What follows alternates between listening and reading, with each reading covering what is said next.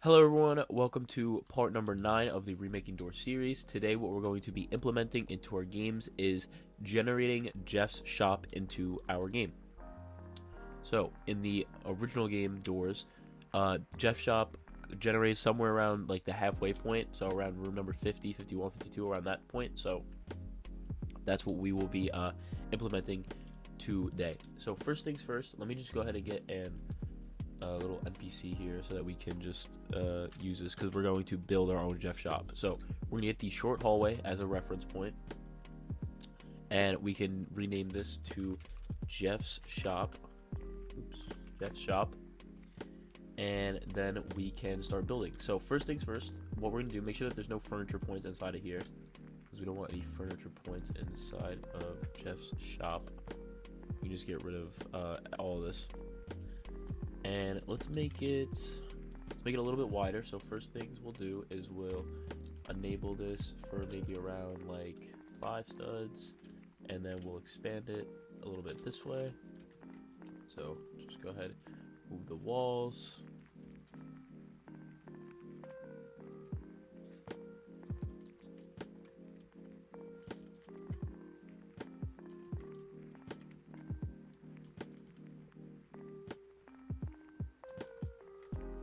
And you can customize this however you like. It doesn't have to be how I do it.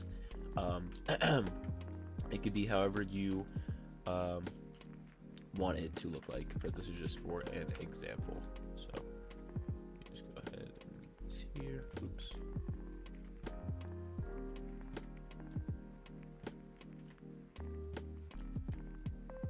And that should be good like that. So now let's actually add like a stand here. So to do this, we'll just insert a part. We can make this like 1 studs because I just want to measure it out first where the middle of this wall is. So to do this, we'll just drag it like that, and then we'll bring it out here, and we'll bring it up like this.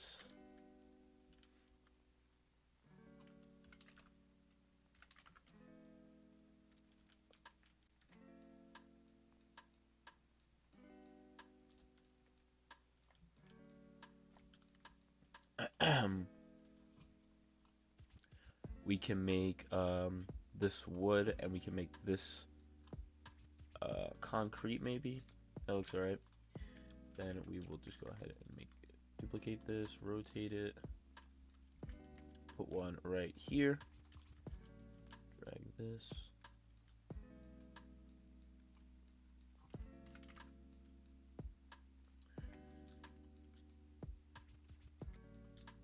Just like that. Maybe let's actually make it a little bit wider. So we'll move this over a few studs.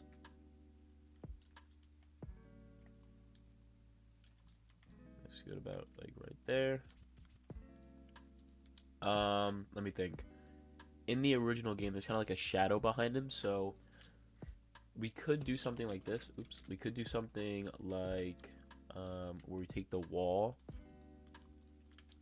and then we just duplicate it, and then we just bring it out like this.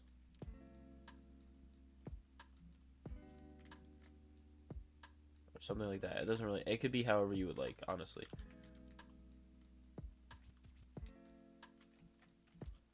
Let me just see how this looks. It looks alright. I think that'll work just for an example. So we'll leave it like that, and we'll make the background of this, we'll make it just like a fadeaway to black. So to do this, we'll just go like this. Make it where is it? Neon, and then we'll just go ahead and do 0.5. We'll drag it out 1. We'll make it 0.2. I mean not 0.3, 0.4. 0.6.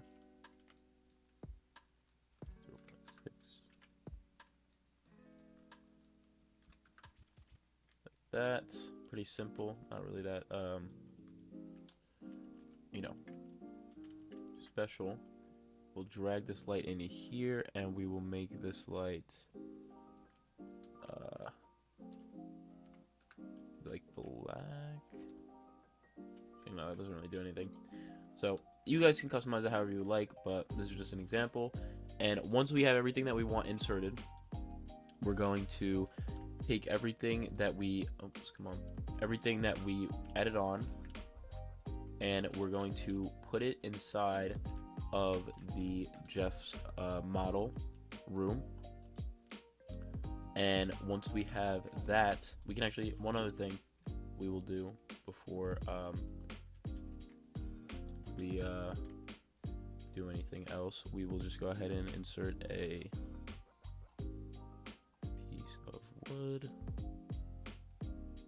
for like a sign.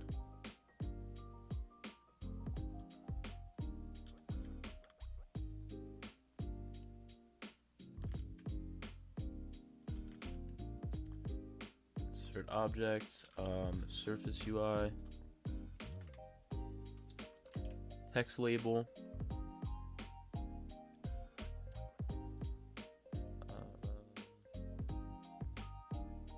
there we go. Make this 1, 0, 1, 0. And we can just make it say like that. Again, customizes however you like.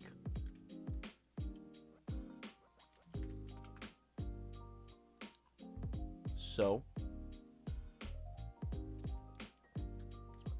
once we have that all set up, we can take this Jeff shop, we can put it inside of replicated storage.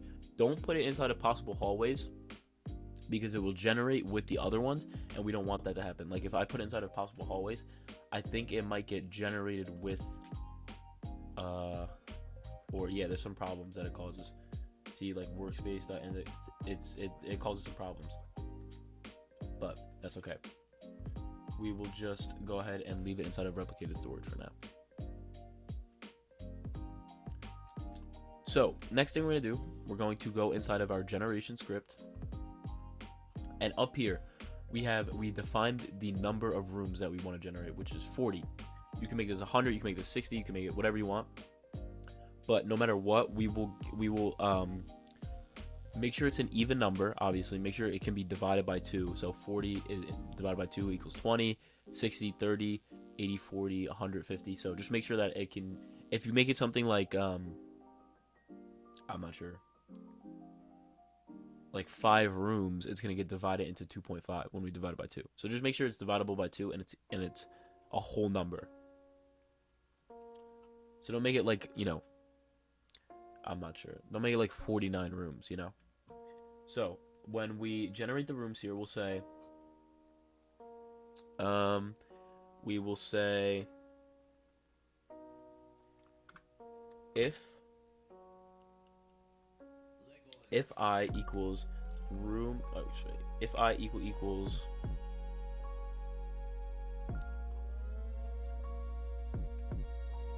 num rooms divided by 2, then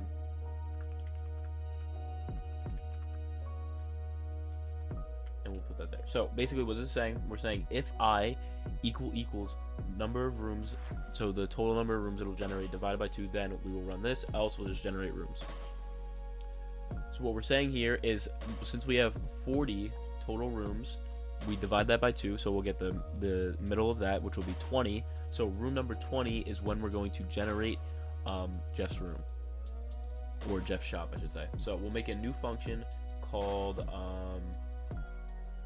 we can put it right actually below the main generating script right here. We can name this function generate Jeff's shop, and we'll just click enter. So let's see what we did up here. We did function generate new room number. Okay, this, and we can just say, now we can put in here, we can say generate Jeff's shop, and we can throw in the I right there. So we will we'll get the room, we'll do it like we did here. So we'll say local clone room equals, it's not going to be a random room, it's going to be Jeff's shop. So we could say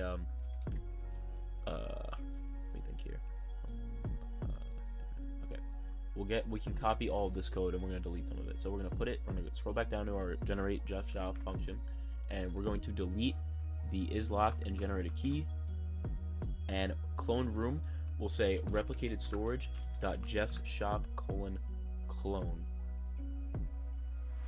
So I think that now should actually generate Jeff's shop. Let's take a look if it does. I'm not really sure, but we're just going to take a look. Okay, it did, but did it bug? No, it didn't bug. It just, actually, it did bug a little bit. Is there no, let's see, why did it bug?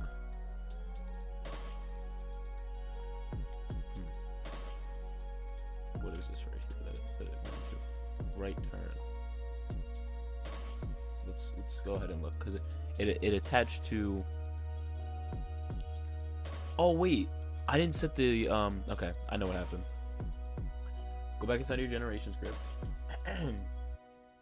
and we are going to set the previous room to that. So let me just see here. Pre-room, if pre-room.name. So we have pre-room.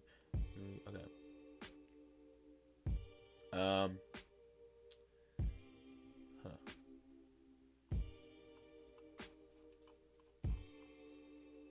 Okay. Down here, we're gonna set pre-room equals cloned room, and now I think it should work fine. So let's go ahead and test this out. We generate all of our stuff here, and where's Jeff's room? I mean, Jeff's shop is right here in the middle, and we didn't create a room number value for it, but that's okay. And now we have Jeff's shop implemented. We also need to let's actually make a door for it, so that's not just, there's no door there. So we'll go ahead, scroll back up to the top of our generate room code.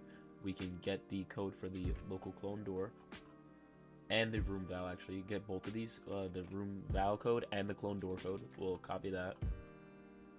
We'll come down here to our generate Jeff shop room, and we will paste those into there. So door, okay. Let's go ahead and test this out now. So we generate. Is this Chef shop? It is. Oh, and it looks like there is a problem. That says 0. It should say 20. No errors.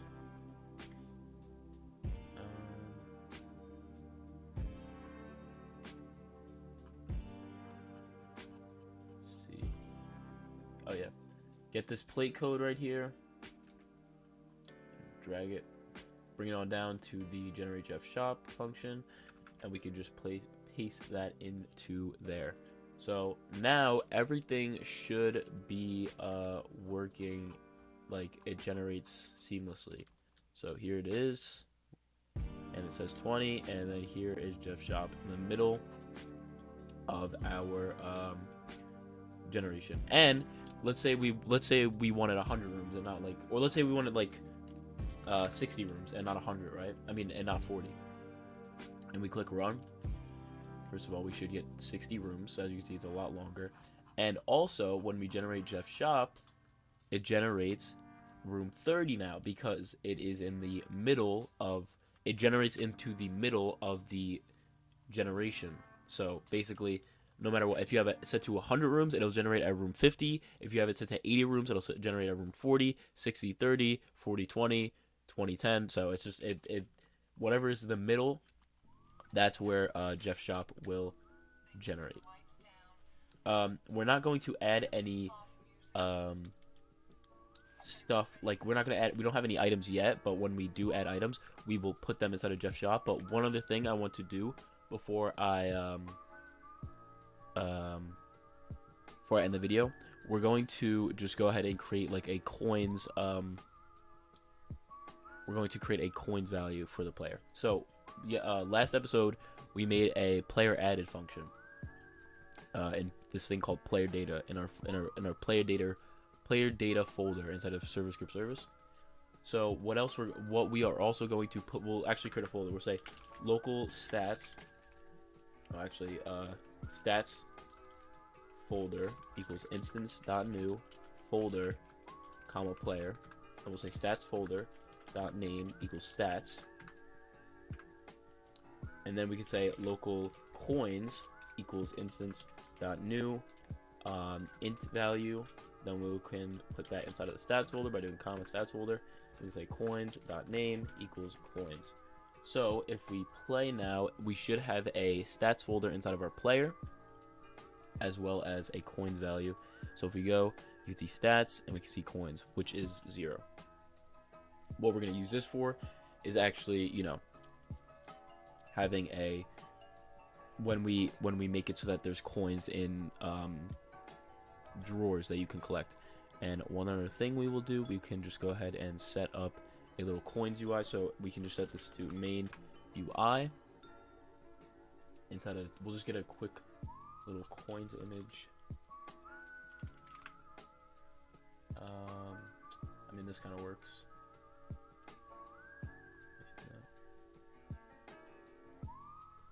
Actually, yeah, that works.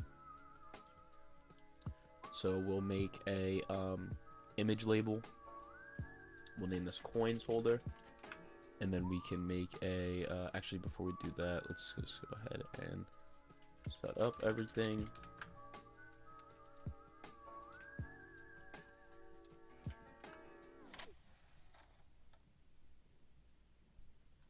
Go ahead and insert a UI aspect ratio constraint so that it stays a square. The background transparency 1. And where should we put this? Should we put it in the top? Kind of like in the top over here. So we'll put it in the top. And then we can delete this decal because we don't need it anymore, and we can insert a text label into it. And this will be the value of coins that we have.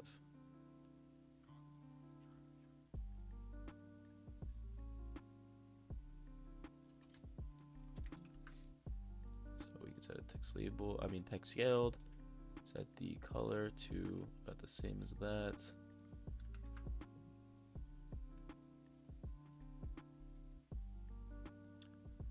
We could put a UI stroke onto it.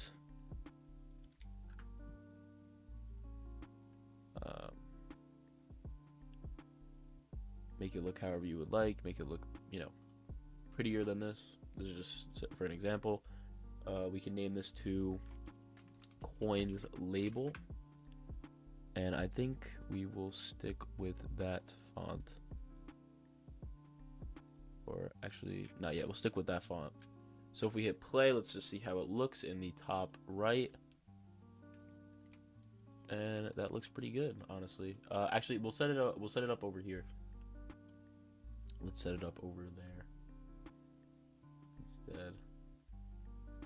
And we will change this label depending on how many coins the player has to actually show them how many coins they've collected. So let's just go ahead and run this and just see how it looks. And I think that looks pretty good. So that's all for today's tutorial.